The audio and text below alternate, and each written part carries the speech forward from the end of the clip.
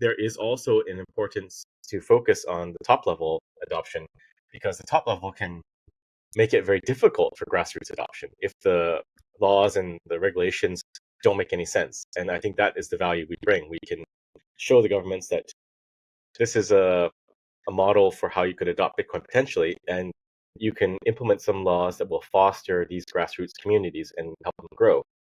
And I think a good example of this is I saw on Twitter or X today, Javier Milei from Argentina, the new president of Argentina.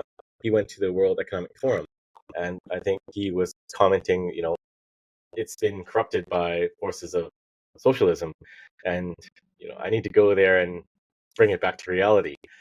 And it's a similar track to what we are doing. We are engaging with governments because your choice is either to engage or not to engage. And if you don't engage, I think the problem can snowball and become worse than if you did engage. There's almost no downside to engaging with the government. I think we've had some people critique us and say, why are you helping governments get Bitcoin? The whole point is you separate money and state, et cetera, et cetera.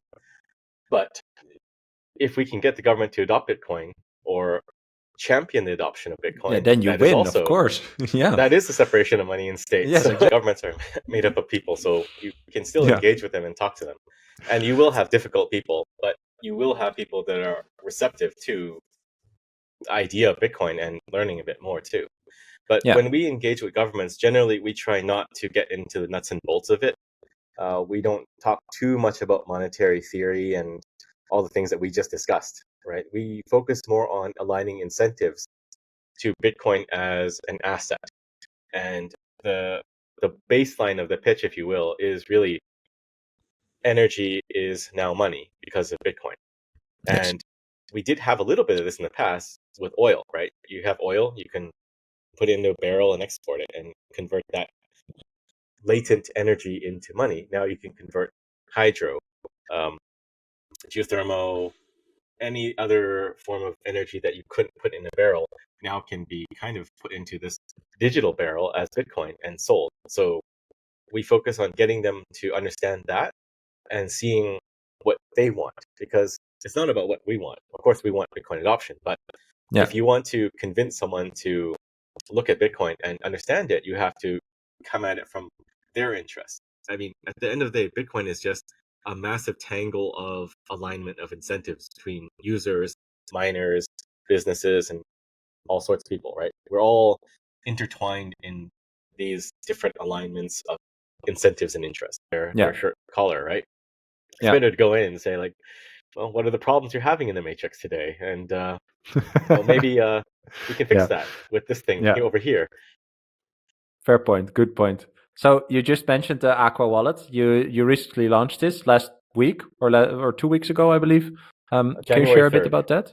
Oh, of course, yes. January 3rd. Yeah, it's getting close to 2 weeks now.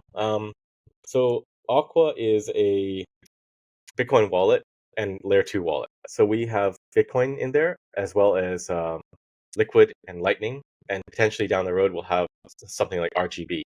So the idea is that it's a one-stop shop where you can do everything. The core principle of Aqua is that it has to offer a lot of utility. So it cannot simply be a wallet for a wallet's sake. We need to allow people to swap into other things like stablecoins, like Tether USDT. We have to have services where they can on and off board into the fiat system, because the fiat system still exists today.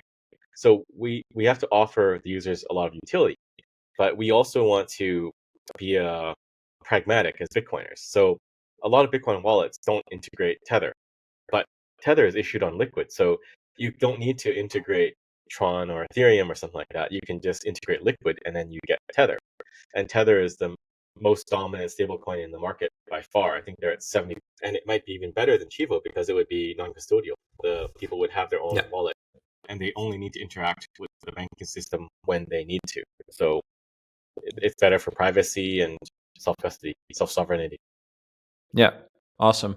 And so I saw you on lots of trips last year. You mentioned Colombia. I think you were in Mexico, Suriname lately.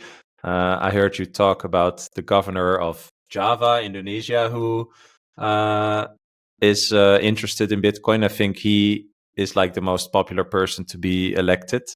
I think, is that in February or not as president? But there's like elections in lots of these countries, right? It changes. So the challenge of doing what we do at Gen 3 in dealing with nation states is it changes on the other side. So I think he was in the running. This is Governor Ridwan Kamil. He stepped down from governor now. I think there's an interim governor. But he was supposed to be running for VP. Now it's a different person running for VP. So things change all the time, and we just have to adapt. So we'll see what happens with the next Indonesian election, but we do have connections there, and we will be back. Yeah, and so I talked. I don't know if it was with Philip actually, but in a previous episode also about Suriname, which is like a former colony of the country that I live in, and I thought it was really interesting that what do you think about this? What are your thoughts here? Yeah, I fully agree. All the dominoes are going to fall, and I think that a lot of countries are still countries, regulators, financial authorities, etc. They all look towards the U.S. for guidance. So I think we did see, like, I've known for a while that there is a spot ETF that's in discussions and getting close to approval in Hong Kong. This is from months ago, last year. But we've seen other media post about it. I think Bitcoin Magazine posted a few weeks ago, and then they deleted it for some reason. I'm not sure why. And then recently there's a politician in Hong Kong saying that we need to accelerate this, but it is underway, and they are looking to the U.S. as a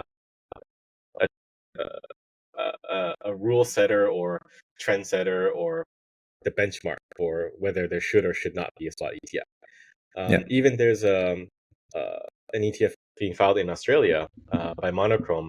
I believe that the Australian regulator is also holding off on that, or we're holding off on that, kind of waiting for the US to make the move. So that will come. I'm personally really looking forward to the Super Bowl. Like, I'm just interested to see what they come up with. I mean, there was a Coinbase commercial, I think it was last year or maybe even the year before. So I am expecting multiple Bitcoin ETF ads. But yeah, why did you write down ETF ad campaigns?